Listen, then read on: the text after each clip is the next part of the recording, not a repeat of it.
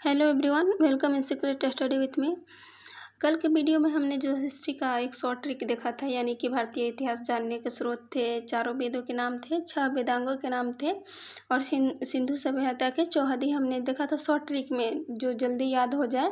Tricky था, तो easy way में उसको याद करने के लिए कोशिश किए थे। आज के वीडियो में हम वहीं इजी वे से छोटा छोटा ट्रिक लेके कुछ टॉपिक क्लियर करते चलेंगे। पहला जैसे है कि पुराण एवं उससे संबंधित राजवंश। पुराण एवं उसके संबंधित राजवंश है, यानी कि पुराण जो है उससे संबंधित राजवंश जो जो हुए, उसका ट्रिक है गांव में 20 आम। इसका ट्रिक जो है गांव में 20 आम। तो ग से हो जाएगा गुप्त वंश, वा से वायु पुराण, में से मौर्य वंश हो जाएगा और 20 से विष्णु पुराण, और आ से आंध्र शातवाहन वंश और म से मत्स्य पुराण। तो इसको ऐसे हम देखेंगे कि अगर गुप्त वंश है तो वो वायु पुराण से संबंधित है, में से मौर्य वंश है जो विष्णु पुराण से संबंधित है, और आ से आंध्र शातवाहन वंश मत्स्य पुराण से संबंधित है। तो ये तीनों रिलेट हो जाएगा गांव में 20 आम, यानी इसका ट्रिक जो है ये है। फिर अगला देखते हैं कि आग का आविष्कार किस काल में हुआ। तो आग का आविष्कार हो, इसका ट्रिक हो जाएगा कि आग लगा तो पूरा जल गया, बाकी बचा तो नहीं। तो जाहिर सी बात है कि आग लगेगी तो पूरा जल जाएगा। कुछ मतलब कोई है तो पूछ रहा है कि बाकी बचा तो नहीं, तो ये हो जाएगा कि जैसे पूरा से हो जाएगा पूरा पाषाण काल, और इसके सिवा जो सब यानी सब जो है बचा तो नहीं, तो सब जो उसमें 9 पाषाण में आ जाएगा। जैसे कि पहिए का आविष्कार, कृषि का आविष्कार, घर बनाना, ये 9 पाषाण में आ जाएगा, और जो पूरा पाषाण में है वो आग आ जाएगा। इसके बाद देखते हैं कि मगध पे शासन करने वाले वंश थे। जो मगध हमारा साम्राज्य था, बहुत पुराना तथा बहुत बड़ा साम्राज्य था, उस पर जो राजवंश शासन किए उसका देख लेते हैं सीक्वेंस वाइज क्रम क्या है। इसका ट्रिक इसका हो जाएगा कि वहीं हसीन मासुकासा। तो थोड़ा फनी ट्रिक है, लेकिन इसको याद करने से मतलब है, तो याद होना चाहिए। तो वहीं से बृहद्रथ वंश, ये ज़्यादा इम्पोर्टेंट नहीं है, कहीं कहीं दिया भी नहीं रहता है, लेकिन इससे पहले ऐसा माना जाता है कि बृहद्रथ वंश था जिसके संस्थापक बृहद्रथ थे। वहीं से हो जाएगा बृहद्रथ वंश। ह से हो जाएगा हरेक वंश, सी से हो जाएगा शिशुनाग वंश, ना से नंद वंश, म से मौर्य वंश, और सु से शुंग वंश, का से कौरव वंश, और सा से सातवाहन वंश। तो इसका संस्थापक ये होता है कि इस पे भी अगर कोई हमको ट्रिक मिलेगा तो हम बना देंगे, लेकिन अभी देख लेते हैं इसे कि ह से हो जाएगा हरेक वंश, इसका बिंबिसार है संस्थापक, शिशुनाग वंश का शिशुनाग है, नंद वंश का महापद्म नंद है, और मौर्य वंश का चंद्रगुप्त मौर्य, शुंग वंश का पुष्यमित्र शुंग, कौरव वंश का वासुदेव, और सातवाहन वंश के संस्थापक सिमुख थे। जो ये हरेक वंश है इसको पितृहंता वंश भी बोलते हैं, क्योंकि इसमें जो है बिम्बिसार का बेटा था अजातशत्रु, अपने पिता को मारा था। फिर अजातशत्रु का बेटा जो उदयन था वो उसके पिता अजातशत्रु को मारा था, इसलिए इसको पितृहंता वंश भी बोलते हैं। इसके बाद अगला जो ट्रिक है हमारा, चारों बौद्ध सभाएं के स्थान जो होते हैं, चार बौद्ध संगति हुई थी, उसका स्थान कहाँ कहाँ पे हुआ था वो देखते हैं। इसका ट्रिक है कि राजा के साली के पुत्र की कुंडली। तो इसमें हो जाएगा कि राजा से राजगृह हो जाएगा, ये के और ये जो छोटा छोटा प्रीपोजिशन जोड़ने वाला काम वो है वो साइलेंट हो जाएगा यहाँ पे। तो राजा का राजगृह हो जाएगा, साली से वैशाली हो जाएगा, पुत्र से पाटलिपुत्र हो जाएगा, और कुंडली से कुंडलग्राम जो कि कश्मीर में है ये हो जाएगा। तो हमारा हो जाएगा कि पहला जो बौद्ध संगति हुआ था राजगृह में, दूसरा वैशाली में, तीसरा पाटलिपुत्र में, चौथा कुंडलग्राम में। तो ये इसका ट्रिक हो जाएगा।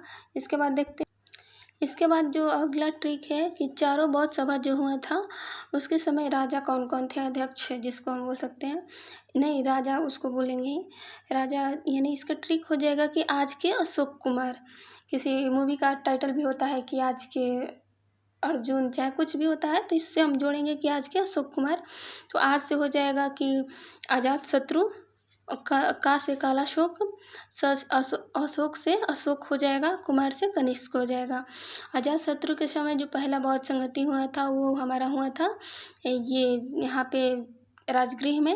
इसके बाद कालाशोक के टाइम जो हुआ था ये हुआ था वैशाली में, और अशोक के टाइम में हुआ था जो ये पाटलिपुत्र में हुआ था, और कनिष्क के टाइम में कुंडलग्राम कश्मीर में हुआ था। ये 483 में पहला हुआ था, 383 में दूसरा हुआ था, 255 में तीसरा हुआ था, और प्रथम शताब्दी में चौथा हुआ था। इसके बाद देखते हैं कि जैन धर्म मानने वाले कुछ राजा, जैसे हमारे भारतीय इतिहास में कुछ जैन धर्म के भी अनुयायी थे, कुछ बौद्ध धर्म के भी हुए थे।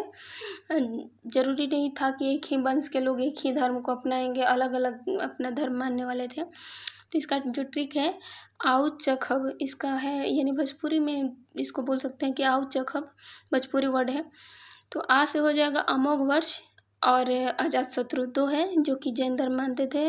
उदायन हो जाएगा, च से चंद्रगुप्त मौर्य हो जाएगा, ख से खारवेल हो जाएगा जो कि कलिंग के युद्ध में इनकी महत्वपूर्ण भूमिका थी, ब से बंद राजा हो जाएगा। तो ये हो जाएगा हमारा ट्रिक जो कि जैन धर्म मानने वाले कुछ राजा थे।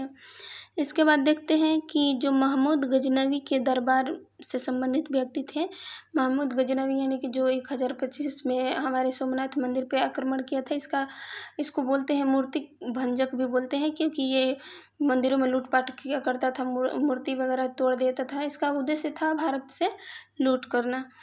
तो इसका जो ट्रिक है ये है कि आओ फूफा गजनी के दरबार में, तो गजनी से संबंधित है, तो गजनी के दरबार में आओ फूफा गजनी के दरबार में ये हो जाएगा कि आ से अलबरनी, ऊ से उतबी, फू से फरूखी, और फा से फिरदौसी हो जाएगा। तो ये 4 लोग थे जो कि उससे संबंधित थे, उसके दरबार से संबंधित थे। ये बुक भी लिखे थे, फिरदौसी शाहनामा, ये सब। अलबरनी भी तो किताब उल हिंद इन्होंने बुक लिखा था, बहुत ही फेमस व्यक्ति है। इसके बाद 4 वेदों का नाम है जो, जैसे इसका जो ट्रिक हो जाएगा कि आग धुआं, आग धुआं, आग के साथ धुआं। तो ये हो जाएगा कि आ से हो जाएगा अर्थशास्त्र जो कि हमारा अथर्व वेद से संबंधित है। ग से हो जाएगा गंधर्व वेद यानी कि जो कि सामवेद से संबंधित है। धू से हो जाएगा धनुर्वेद यानी कि यजुर्वेद से संबंधित है ये। और आ से आयुर्वेद जो कि ऋग्वेद से संबंधित है। इसके बाद देखते हैं हमारा प्रसिद्ध कुंभ मेला का जो आयोजन होता है भारत में, उसका देख लेते हैं कि 4 जगह पे वो लगता है, लेकिन जल्दी नाम नहीं याद हो पाता है, तो वो देख लेते हैं। इसका ट्रिक जो होगा हाई ऊन, हाई ऊन यानी भोजपुरी वर्ड है हाई ऊन, जो ऊन का ऊनी कपड़ा होता है उससे हम जोड़ लेंगे हाई ऊन। तो ये हो जाएगा ह से हरिद्वार यानी कि हरिद्वार जो कि गंगा नदी के किनारे स्थित है। इससे इलाहाबाद अब प्रयागराज इसका नाम हो गया है। तो प्रयागराज जो कि संगम पे स्थित है, यानी गंगा जमुना सरस्वती का संगम कहा जाता है। उससे उज्जैन जो कि क्षिप्रा नदी के किनारे है। न से नासिक जो कि गोदावरी नदी के किनारे पे स्थित है। तो ये हमारा जो था छोटा सा ट्रिक था, सबको आई होप सबको पसंद आया होगा। तो आज के लिए इतना ही, थैंक यू।